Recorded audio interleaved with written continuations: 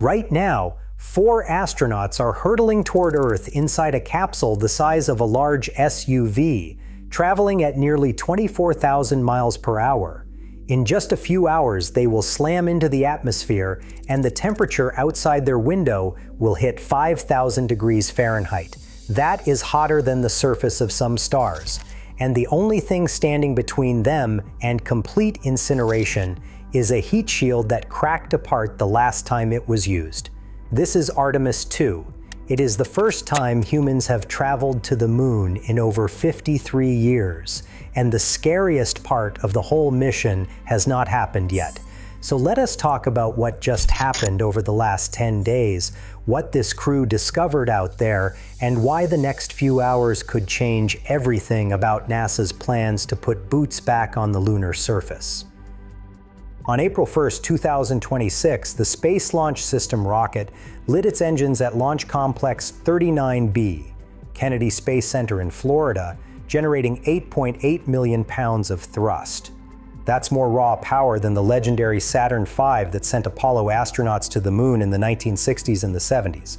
Sitting on top of that rocket was the Orion spacecraft, nicknamed Integrity, carrying 4 humans further from Earth than any person had ever traveled before. But here's the thing you need to understand right away. This is not a moon landing. Artemis 2 is what is called a free return flyby. The spacecraft loops around the moon, uses lunar gravity like a slingshot, and whips itself back toward Earth. No landing, no moonwalks, no planting flags. Think of it as the ultimate test drive before NASA trusts this vehicle to actually touch down on the lunar surface. And yet, even without landing, this mission just smashed records that have stood for over half a century.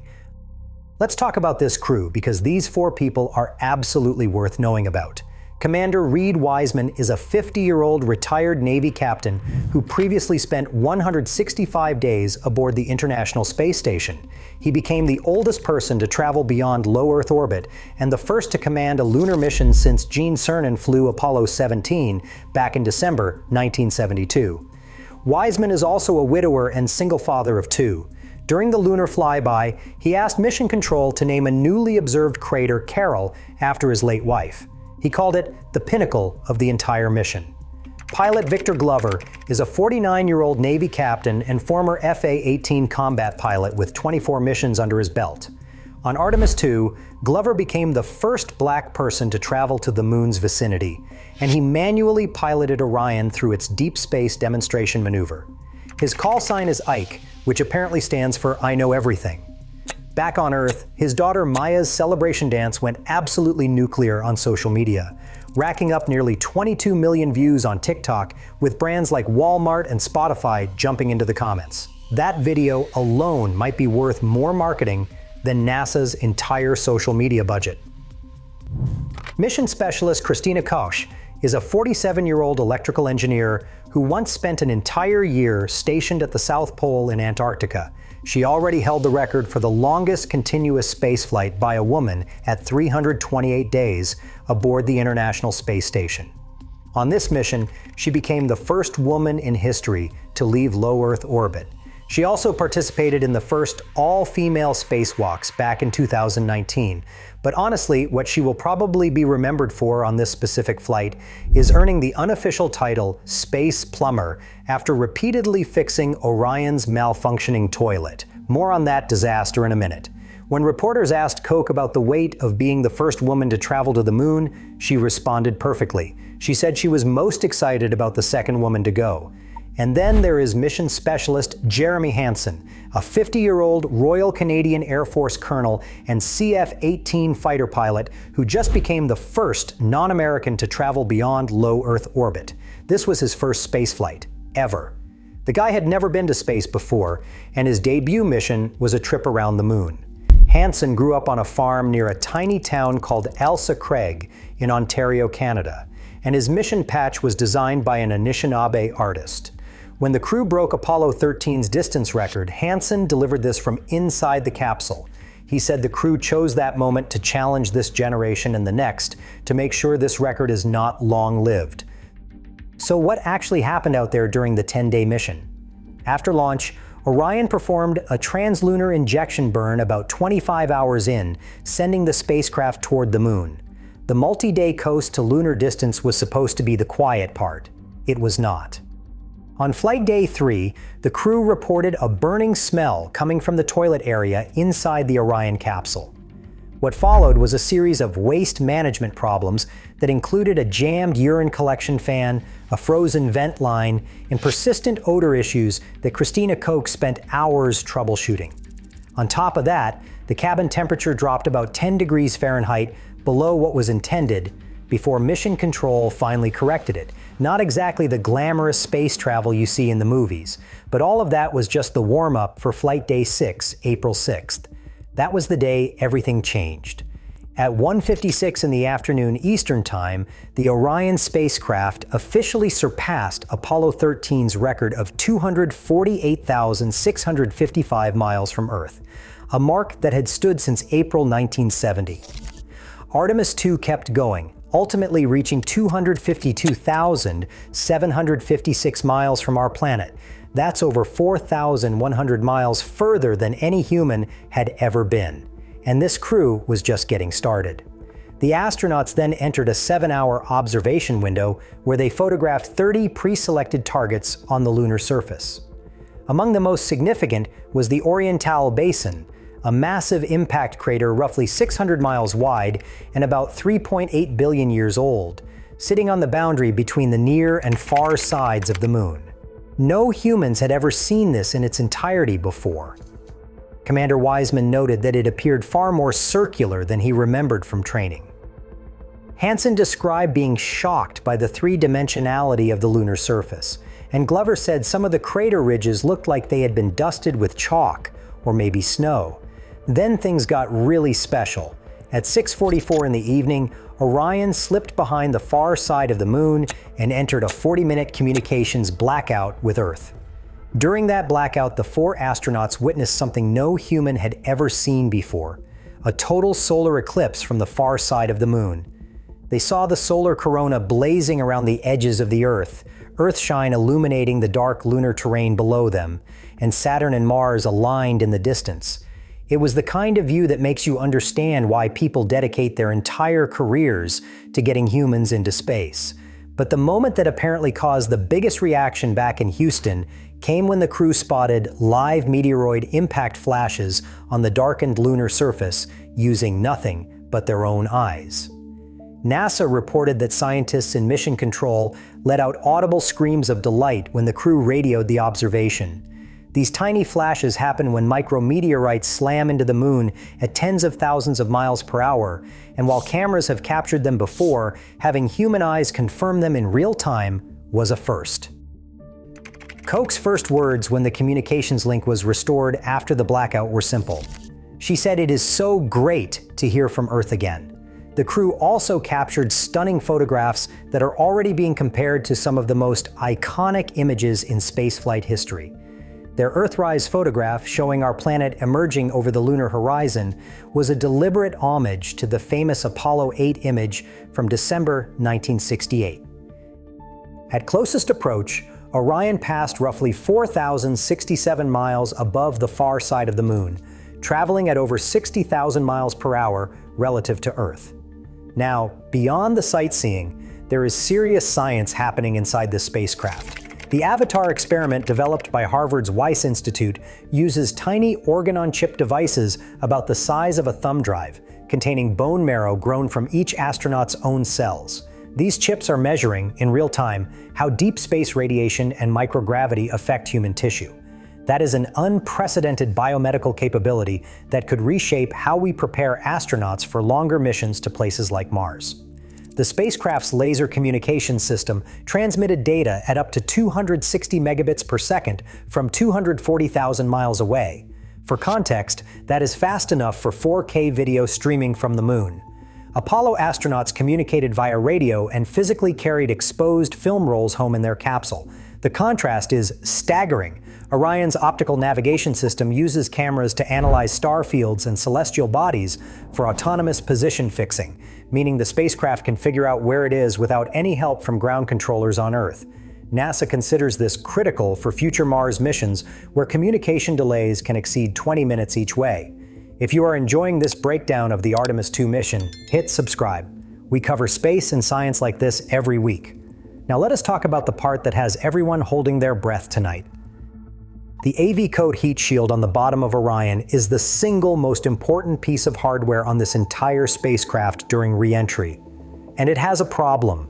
When the uncrewed Artemis 1 mission returned to Earth back in November 2022, engineers found unexpected damage on the heat shield. Chunks of the ablative material had cracked and broken away, rather than eroding smoothly as the design intended. The investigation revealed that trapped gases inside the AV coat could not vent properly, causing localized fracturing under the extreme heat of atmospheric re-entry. NASA determined that roughly 6% of the Artemis 1 shield had permeability issues. So what did NASA do about it? They chose not to replace the shield. Replacing it would have delayed the mission by over 18 months. Instead, they modified the re-entry trajectory, switching from a skip-style re-entry where the capsule bounces off the upper atmosphere to a steeper, faster approach that reduces the total time spent in extreme thermal conditions. That decision has been controversial, to say the least. Dr. Charlie Camarda, a former NASA astronaut and heat shield expert, publicly called the decision irresponsible, and compared the analytical approach to the thinking that preceded the Challenger and Columbia disasters. An independent review in December 2024 supported NASA's decision, but the report was heavily redacted, and that did not calm people's nerves. NASA Administrator Jared Isaacman personally signed off on the decision in January 2026. Pilot Victor Glover addressed the criticism head-on, pointing out that critics have not been sitting in these engineering meetings from day one. Tonight, Orion hits Earth's atmosphere at approximately 23,840 miles per hour. The heat shield will face temperatures up to 5,000 degrees Fahrenheit across its 16.5-foot wide surface. The crew will experience up to 3.9 Gs of deceleration force. And during the worst of it, there will be a 6-minute communications blackout when nobody on Earth can talk to the crew. No crew escape system exists during re-entry. Once they commit, they are riding this thing all the way down. If the heat shield works as NASA predicts, Artemis 2 validates the spacecraft that will eventually carry humans to the lunar surface. If something goes wrong, the entire Artemis program faces an existential crisis. Now, for some context on just how different this mission is from what came before. The closest Apollo comparison to Artemis 2 is Apollo 8, which flew around the moon in December 1968 as a test before the Apollo 11 landing. But Apollo 8 made 10 full orbits at just 69 miles above the surface, while Artemis 2 made a single flyby at over 4,000 miles. Apollo carried 3 astronauts. Artemis 2 carried 4 in a cabin with about 50% more living space. The technology gap is enormous. Apollo's guidance computer had 73 kilobytes of memory. Orion has autonomous optical navigation, touchscreen displays, laser communications, and a regenerative life support system. The European Service Module, built by Airbus for the European Space Agency, provides propulsion and power, making Artemis an international mission where Apollo was entirely American. But here is the uncomfortable number. The SLS rocket costs an estimated $4.1 billion per launch. The Saturn V cost roughly $1.5 billion per launch, adjusted for inflation. Apollo went from its first crewed mission to a moon landing in 9 months. Artemis still will not attempt a landing until 2028 at the earliest. And speaking of 2028, the broader Artemis program looks completely different than it did even a few months ago. On February 27th, Administrator Isaacman announced a major restructuring. Artemis 3, which was originally supposed to be the first crewed lunar landing, was downgraded to a low Earth orbit test mission targeting mid-2027. The first actual crewed moon landing has been pushed to Artemis 4 in early 2028, with a second landing on Artemis 5 planned for late 2028. And the biggest shakeup of all happened on March 24th. NASA canceled the Lunar Gateway, the orbiting space station that was supposed to serve as a waypoint between Earth and the lunar surface. International partners, including the European Space Agency, Japan, Canada, and the United Arab Emirates, had invested billions into Gateway components and were caught off guard. Isaac Mann redirected those resources toward an ambitious $20 billion lunar surface base to be built in phases through 2036, arguing that NASA should prioritize infrastructure on the moon itself rather than in orbit. The plan still depends heavily on SpaceX's Starship human landing system, which requires between 10 and 20 orbital refueling flights before each lunar mission. NASA's own internal assessment gave Starship only a 70% confidence rating for being ready by February 2028. Blue Origin's Blue Moon lander provides a backup option under a separate $3.4 billion contract. Meanwhile, the political landscape around NASA has been turbulent. The Trump administration's fiscal year 2026 budget proposal tried to cut NASA by 24.3%, which would have been the steepest reduction in the agency's history. Congress ultimately rejected the worst of those cuts and appropriated $24.4 billion, but the damage went beyond budgets.